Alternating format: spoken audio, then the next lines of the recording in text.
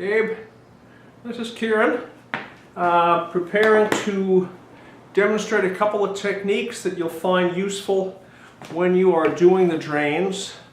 First is cutting the pipe. If you see this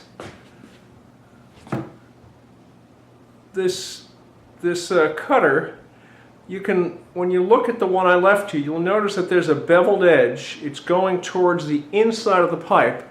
That cuts this way. In order to cut a piece of pipe, you usually can figure out your distance by measuring on the pipe, and the pipe has some lettering on it. I don't know if you can see it in this one, but if you have a piece of pipe, you'll see it, and you can just measure against that and decide which letter to go against. And then you take the cutter, you put it on the pipe like this, pushing away from the top. Now the pipe is slippery. Then you just pull it around the same direction, but you'll have to grip the pipe fairly hard, and it comes off quite easily, as you can see. And now I've got about a 3-inch piece, which I'll use later on in the demo. The other thing I want to show you is gluing technique, in case you haven't done much ABS gluing. Best to wear gloves when you do this, because the ABS glue does hang onto your hands, takes quite a while to wash off. It doesn't penetrate, but it really adheres to the skin. Technique for gluing ABS is fairly simple. Obviously you open the can. That's proving to be a challenge. Let me get a channel locks and make that happen. There we go. Sometimes these cans hold on quite tightly, and do it the right way. And squeeze it and give it a grip.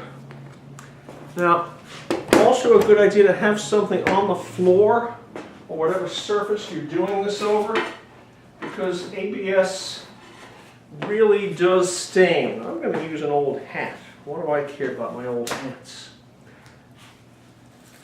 And if I want to glue that piece I just cut to a union, I've got the glue stick out.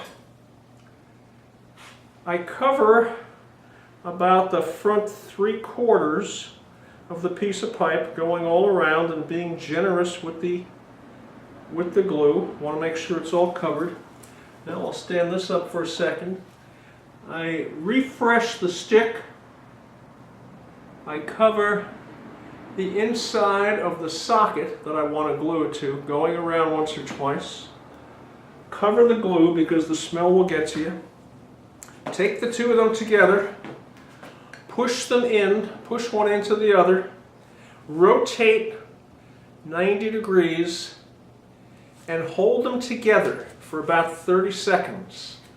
The reason for that is that the reaction of the glue is exothermic. It produces heat, and it will push them out of the socket.